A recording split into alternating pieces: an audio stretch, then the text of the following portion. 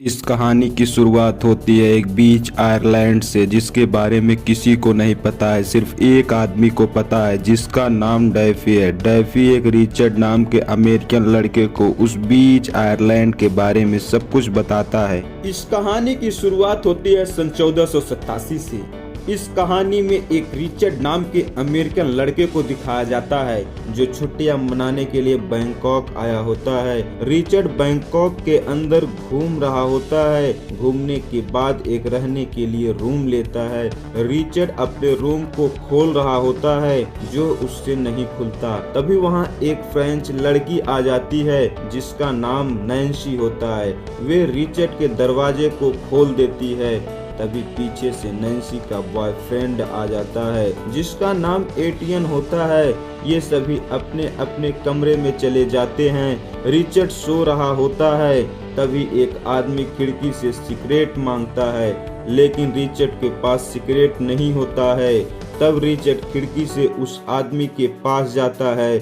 वह आदमी एक बीच आयरलैंड के बारे में बताता है जिसके बारे में किसी को नहीं पता होता है। वह आदमी बताता है ये आयरलैंड किसी जन्नत से कम नहीं, लेकिन उस बीच आयरलैंड पे जाना नामुमकिन है। बहुत साल पहले कुछ लोग गए थे।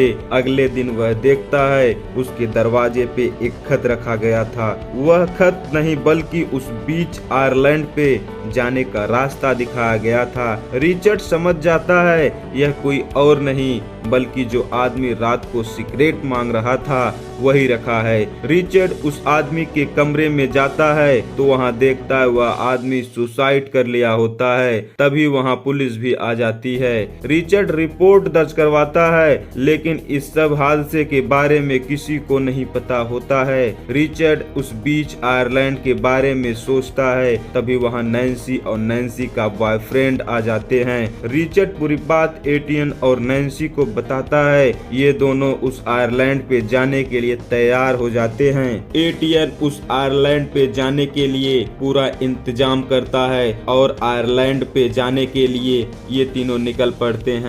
लेकिन उस आयरलैंड पे जाने के लिए दो रास्तों से होकर गुजरना पड़ेगा। एक बैंकॉक से नाथान, दूसरा नाथान से उस आयरलैंड पर। ये तीनों बैंकॉक से निकलकर नाथान पहुंचते हैं। वहां एक रात रुकते हैं। रात में नैन्सी तारे की फोटो निकाल रही थी जो कि एटियन को नहीं पसंद था, बल्कि साथ में रिचर्ड भी फोटो निकालता है। अगले दिन फिर से उस आयरलैंड पे जाने के लिए निकल पड़ते हैं, लेकिन वहां जाने के लिए कोई रास्ता नहीं होता है। अब इनको यहाँ से पानी में तैर कर जाना पड़ेगा जो कि दूरी है 2 से 3 किलोमीटर। इन तीनों को तैरना तो आता है, लेकिन तैर कर जाना और मौत को दावत देने के बराबर है। उस दूरी को देखने में ही लग रहा था भयानक कि बीच में कहीं डूब न जाएं। अभी बिना कुछ सोचे ये तीनों तैरना शुरू कर देते हैं। तैर कर बीच में पहुंच जाते हैं। तभी रिचर्ड एक बहुत बड़ी मछली देखता है जिसको देखकर ये सब डर जाते हैं। कुछ दूर जाते हैं तो नैन्सी नहीं दिख रही होती है।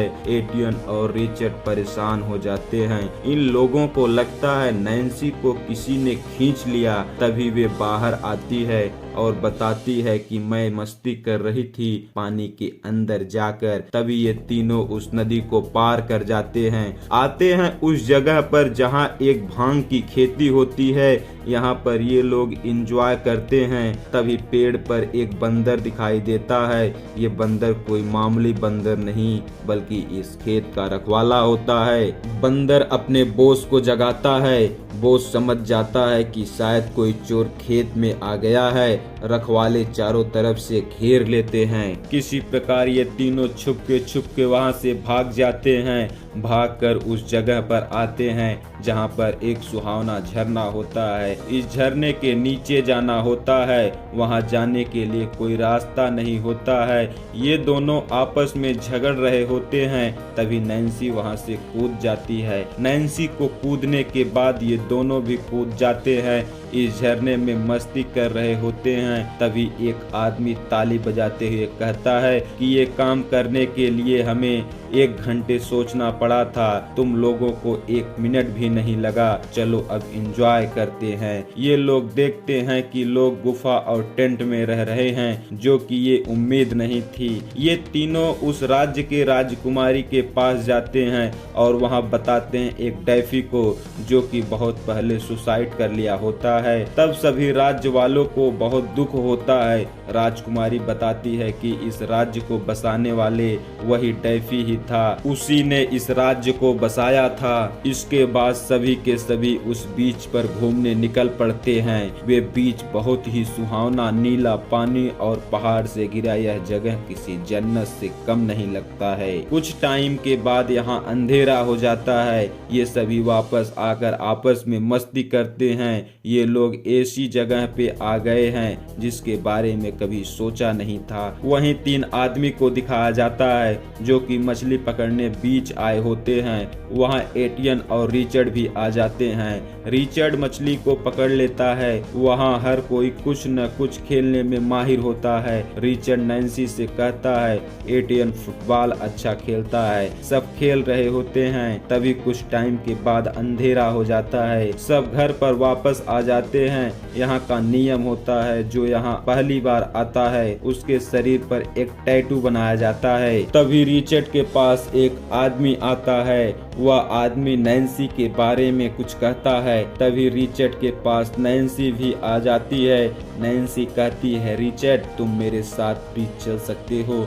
रिचर्ड जाने के लिए हाँ बोल देता है। तभी ये दोनों बीच पहुंच जाते हैं। नैन्सी बताती है रिचर्ड मैं तुम्हारे साथ ज्यादा वक्त नहीं बिता पाती, क्योंकि यहाँ हमेशा एटियन होता है। मैं तुमसे बहुत प्यार करती हूँ। ये सब एटियन को पता हो जाता है, लेकिन एटियन किसी से कुछ नहीं कहता।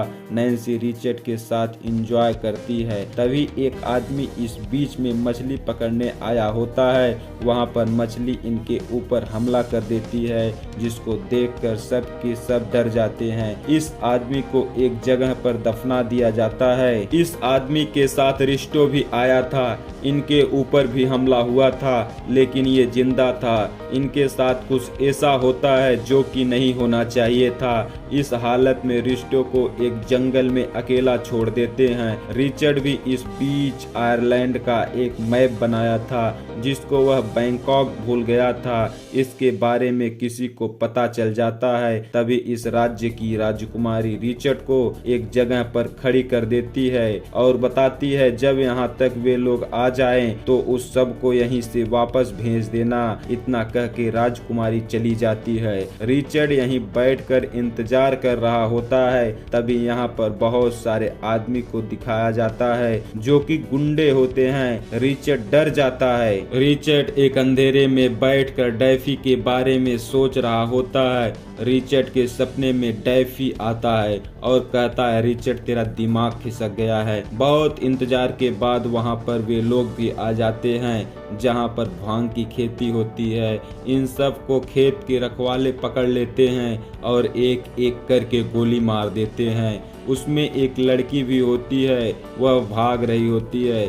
तभी अचानक उसे भी मार देते हैं। रिचर्ड ये सब देखकर बहुत डर जाता है और वहां से भागने लगता है। वे सब इनका पीछा कर लेते हैं। रिचर्ड भागकर एक झरने में कूद जाता है, तब वह बच जाता है। रिचर्ड सबके पास आता है और सब कुछ बताता है। सबको बता ही रहा था, तभी अचानक यहाँ फायरिंग होती है और रिचर्ड को गोली लग जाती है। ये आदमी कहता है इस आयरलैंड से चले जाओ। तभी ये सब यहाँ से जाने को मना कर देते हैं। यदि आपको ये वीडियो जरा भी पसंद आई हो, कुछ भी नया सीखने को मिला हो, एक लाइक करिए। विलिंग एक्सप्लेनर चैनल को सब्सक्राइब कर लो, बेल नोटिफिकेशन दबाओ ताकि आप ऐसे इंटरेस्टिंग वीडियो मिस ना करो। Thank you for watching. मिलते हैं आपसे इसी प्रकार के एक नए स्टोरी के साथ।